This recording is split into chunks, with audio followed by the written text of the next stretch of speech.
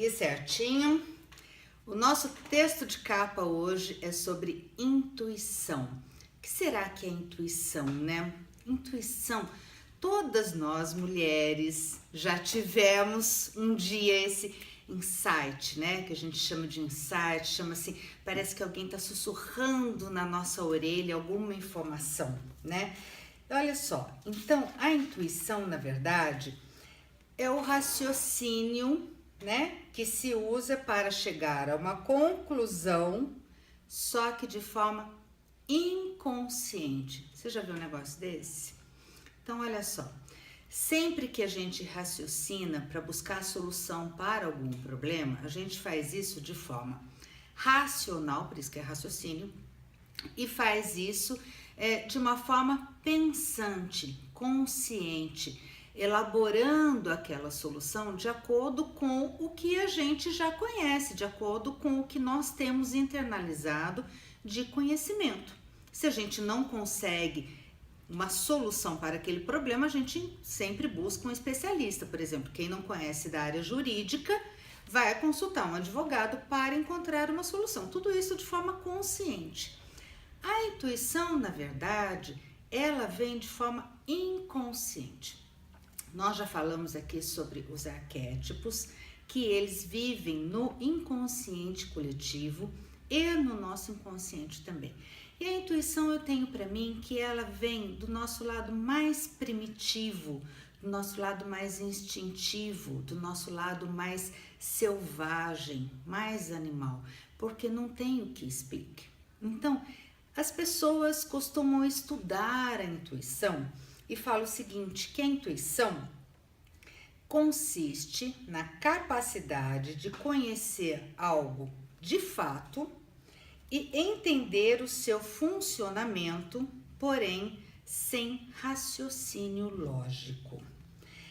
Etimologicamente, ou seja, quando a gente desmembra a palavra para poder entender o significado dela, a palavra intuição vem do latim e quer dizer o seguinte: in é dentro e tuere quer dizer olhar para. Então olha que interessante, intuição quer dizer olhar para dentro.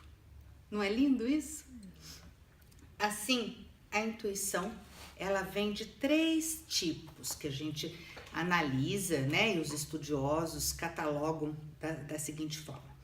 O tipo 1 da intuição é o tipo de intuição que envolve um raciocínio simples, tão simples que passa desapercebido pela mente consciente, ou seja, olha só, é como se fosse ali o reflexo.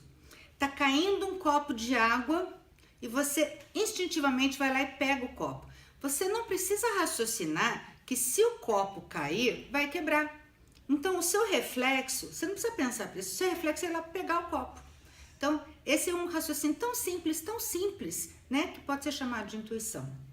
O tipo 2 é o tipo de intuição que vem da prática. Por exemplo, quando você começa a dirigir, você vai pensando que você tem que pisar na embreagem, aí você passa a marcha, aí você desacelera, aí você passa a segunda, a terceira você tem que olhar para o lado, você tem que dar seta. Então tudo isso é de forma racional e consciente porque você está aprendendo. Depois de 20 anos dirigindo, fica uma coisa o quê? Intuitiva. Você faz pensando no que vai ter que fazer para o almoço, né? No filho que você vai ter que ralhar com ele. Então você já faz isso, você já dirige de uma forma até intuitiva, tá?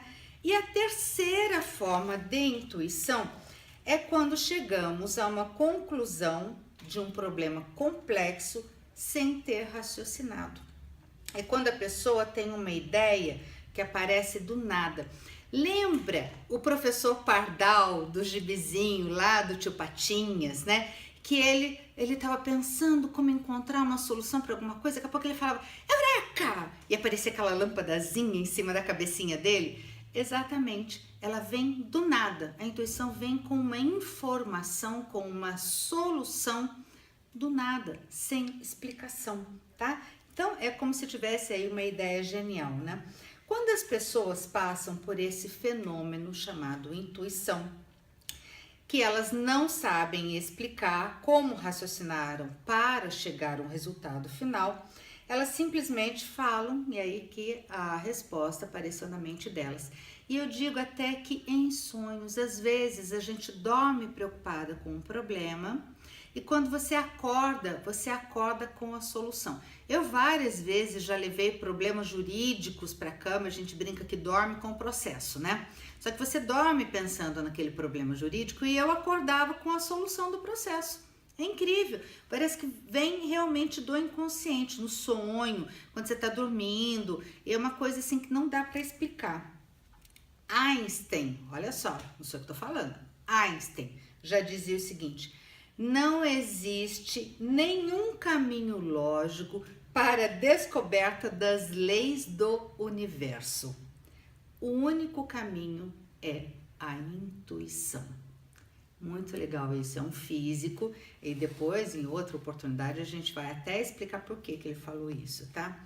Muitas vezes estamos instaladas numa zona de conforto e eu trouxe a intuição como matéria hoje de estudo pra gente, no texto de capa, para falar da zona de conforto, porque muitas vezes nós nos recusamos a sair daquele lugar onde a gente está na nossa vida, onde nada mais acontece, a gente fica no marasmo, mas que a gente sabe que tem que caminhar. Mas tá tão seguro, tá tão confortável, tá tão quentinho, tá tão gostoso que a gente até faz de conta que não vê algumas coisas, que é para poder continuar no mesmo lugar. E olha só, isso não pode continuar assim. Por quê? Porque senão você vai ficar estagnada. Você vai murchar. E a mulher, quando ela murcha, ela fica muito amarga, ela fica muito chata, ela não se aguenta, tá? Então, essa segurança duradoura traz a falsa impressão de que aquele lugar que a gente está na vida, sossegadinho, ele é protegido, mas ele não é não, tá? No entanto, quando nos recusamos a deixar a zona de conforto e crescer, nossas vidas recuam para as nossas vidas, os nossos talentos, eles se expressam e recuam para a sombra. E nós, em vez de definharmos, nós nos fortalecemos.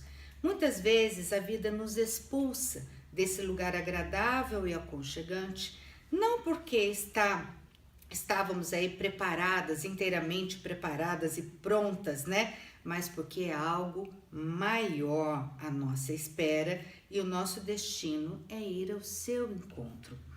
É como um passarinho que se recusa a voar. O que a mãe faz? Ela leva até a beira do ninho e fala para ele: voa! E ele então dá 2 passos para trás e fala: não vou.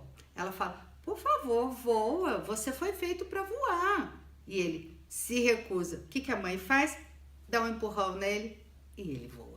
Então a vida às vezes faz isso com a gente, sabia? Ela dá um empurrão para fora do ninho confortável, gostoso e quentinho, que é pra gente voar, pra gente, na verdade, exercitar habilidades que nós já tínhamos e que a gente muitas vezes nem sabia, ou então a gente se recusava a estar expressando, a estar exercitando, né? É típico que as mulheres tenham medo de deixar morrer a vida confortável demais. E aí ela apresenta desculpas o tempo todo, mas no entanto é hora de aprender a voar. E aí aprende a caçar e aprende a se proteger e a se cuidar. Lembra que a gente conversou sobre a leoa? A leoa, ela sabe caçar, ela sabe se proteger, ela sabe se cuidar. Ela cuida dela, dos filhotes e do bando todo.